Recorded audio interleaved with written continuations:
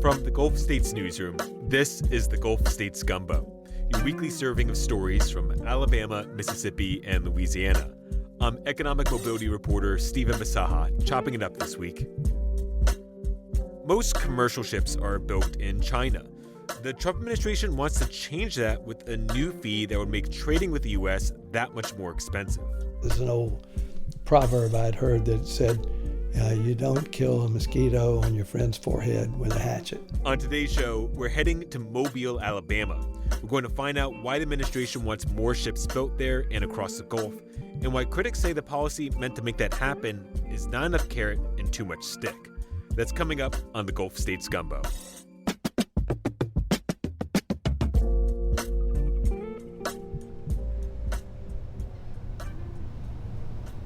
Shipbuilding used to be big business for Mobile, Alabama, both commercial ships and Navy ships. And looking across the waterfront right now, across the brown water near the Mobile port, I still can see these giant shipyards building these big gray Navy ships. But when it comes to commercial shipbuilding, that's really disappeared from Mobile as well as most of the country. A lot of that ground has been ceded to other countries, specifically China. I think it's been bad for America and certainly bad for our area that we produce so few commercial ships in the United States. Bradley Byrne is the head of the Mobile Chamber of Commerce, just a short walk from that waterfront. What Byrne is really worried about here is national security.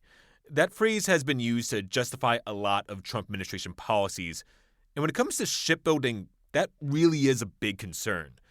Because commercial ships often play an important role during wartime, transporting troops and needed supplies overseas. So what if we're in a war with China? We can't use their ships.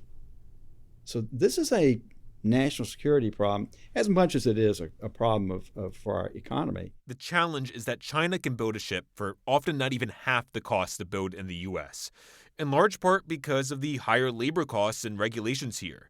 So that's why the Trump administration is pushing policies to encourage U.S. shipbuilding, including deregulation and building up public funding to encourage private investment. And shipbuilders are taking notice. There's just a lot of tailwinds right now related to shipbuilding. Chris Kastner is the head of HII, the country's largest shipbuilder and the largest employer in Mississippi. Kastner said during a recent public earnings call that they're looking to see if it makes sense to expand commercial shipbuilding in the U.S. Now, it's not easy. It takes time. These are heavy manufacturing facilities and equipment, but I think it's only positive for HII and positive for shipbuilding. But while shipbuilders might be optimistic, lots of other players in the shipping world are not, like ports and companies that rely on shipping for exports. And that's because this policy also includes another cost on top of tariffs for trading with the U.S. Starting in October, any Chinese-built vessel that makes a trip to the U.S. will receive port fees based on cargo size. And in some cases, that'll be north of $1 million. A wide range of groups all sent in public comments to the Trump administration warning that port fees would hurt their industry, from the Louisiana Maritime Association to the Alabama Mining Association. There's an old proverb I'd heard that said, you don't kill a mosquito on your friend's forehead with a hatchet. Mike Lee runs the shipping logistics company Page & Jones out of Mobile. And what he means is that the current tariffs are already leading to less trade right now. And it's hard to encourage shipbuilding when shipping is down. I don't know why you would invest in a ship right now, even an American flag ship or a Chinese flag ship. I think you're going to see shipyards falling off around the world, even in China and Korea and the places that they're all moving to. And Lee says beyond the shipping world, these port fees are going to join in with tariffs, making imported goods that much more expensive. Somebody's got to absorb that cost. And again, you're back to the poor consumer. The American consumer. Now, despite all these challenges, Mobile Chamber CEO Bradley Byrne still thinks it's critical to remake the country's shipbuilding industry. But he wants to see more incentives to encourage shipbuilding, rather than the Trump administration's stick before carrot approach. Well, you can beat me with that fine stick all you want, but that's not going to incentivize me to go out and build a shipyard that costs hundreds of millions of dollars. And I could invest that hundreds of millions of dollars and then wake up the next day and find out I don't have a market for the ships that I can produce in that shipyard, so I've lost that investment. We've got to focus more on the carrot and less on the stick. He says building shipyards takes years. These new port fees go into effect in 5 months. For the Gulf States Newsroom, I'm Stephan Bisaha. The Gulf States Newsroom is a team of journalists working with NPR and local public media stations in Alabama, Mississippi, and Louisiana to cover the issues that matter to you. Email us, connect@gulfstatesnewsroom.org. You're listening to the Gulf States Gumbo. I'm Stephan Bisaha. We're talking the Trump administration's plans to restore U.S. shipbuilding, including by putting fees on Chinese vessels. And the one person I heard I need to talk to about this was Salvador Macagliano. He's a maritime historian at Campbell University in North Carolina, and he hosts the What's Going On with Shipping show on YouTube. I was told that no one knows about the state of U.S. shipbuilding as much as Macagliano, so that's exactly what I asked him about. So shipbuilding in the United States is largely focused on naval shipbuilding. The United States in the 1980s made a very conscious decision to shift over literally entire shipbuilding industry to government. And so we shut down our public yards. They shifted, there's 4 of them still open, but they do mainly repair. But the private yards, for example, HII and Pascagoula, that focus became almost entirely on building naval vessels. And so we build very few large deep ocean draft commercial vessels anymore. Countries like Japan, China, and Korea build 94% of the world's ships. We only build 0.1%. 0.1, so like barely any at that point. Barely any. It is barely registering at this point. There was an estimate out by the Office of Naval Intelligence that China outbuilds us 230 to 1. Yeah, that is a pretty big gap. When did this shift happen that the U.S. decided to shift away from commercial shipbuilding?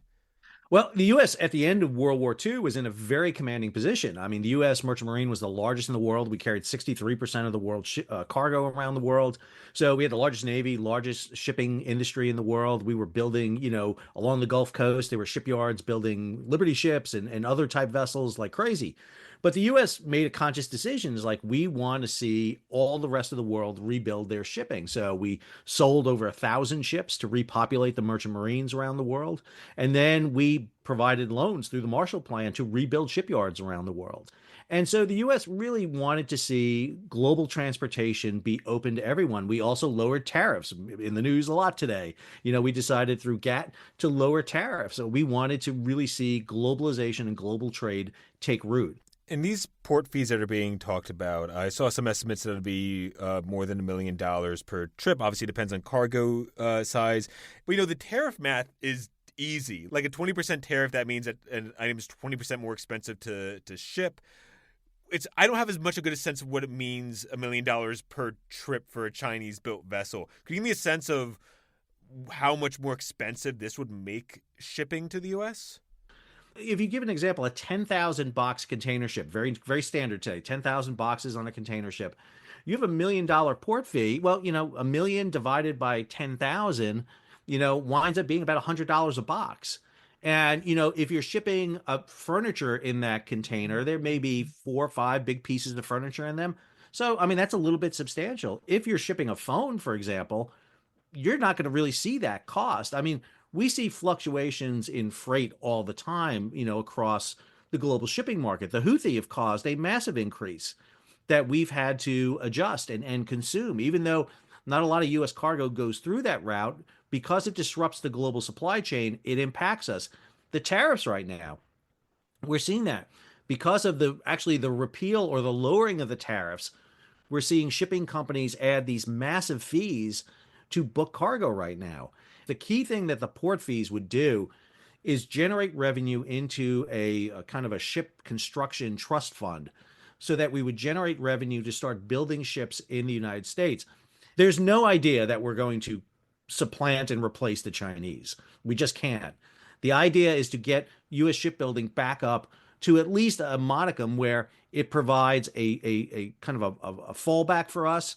And more importantly, actually helps with the building of Navy ships, because one of the issues we see, it gets very expensive to build Navy ships today because the shipyards have to keep hiring, firing, and rehiring crews.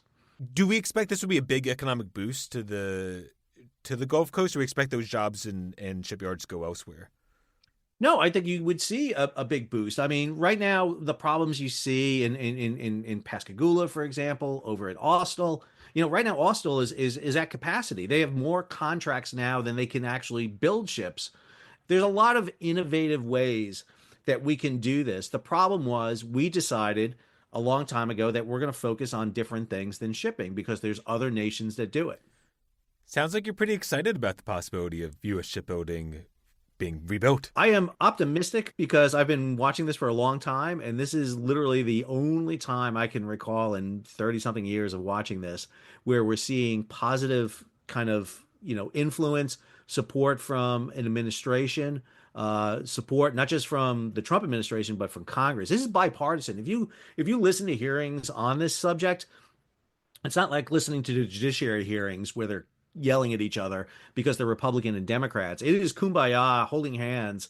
Everyone is cognizant of the fact that during the supply chain crisis, during COVID, what happens when shipping gets disrupted? And we've seen some high visibility disruptions in shipping recently.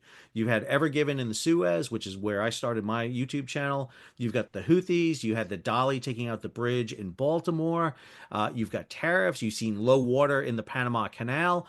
We just seem to have all this happening, and everyone is much more realizing, hey, I may live in the middle of rural Alabama, but you know what? Shipping is really important to me because if I can't get my goods or I can't export my products, it's going to impact me and my job. That was Salvador Mercogliano, host of What's Going On with Shipping.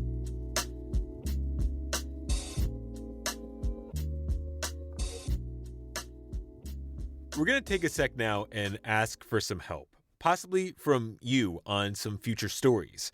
And joining me to do the asking is our community engagement producer, Nellie Beckett. Nellie, thanks for being with me. Thanks for having me, Stephen. So, Nellie, what can we use some help on? So we're looking with our pals at WWNO to hear from people who decided to stay or leave New Orleans after Hurricane Katrina. This August marks 20 years since Katrina, and we want to hear from people near and far to share their love letters to New Orleans. What do you love about the city? What did you leave behind, and what did you carry with you? Tell us what the city means to you then and now. Yeah, and what's the best way for someone to get in touch? So you can call us and leave us a voicemail reading your letter, your love letter. The number for that is 504-517-4926. If you're listening to the podcast, we also have that number in the show notes and a link to where you can send your letter if you'd rather do it that way. Again, the number to call and leave a voicemail is 504-517-4926. You can also DM us on Instagram. And whether you call or write, please let us know your name, your age, where you're from, and any other details that you'd like to share. Yes, and thank you in advance for any help. We are looking forward to hearing from you. And we'll have other stories about the 20 years since Katrina as we go further into the summer, like the Amtrak line linking New Orleans to Mobile, Alabama. Katrina ended that service 20 years ago, and it's set to come back this summer. So stay tuned for stories like that and to hear from other people's love letters to New Orleans. Nellie, thanks for joining me. Thank you, Stephen. This week's show was hosted by me, Stephan Bisaha, and is cooked up by the Gulf States Newsroom team.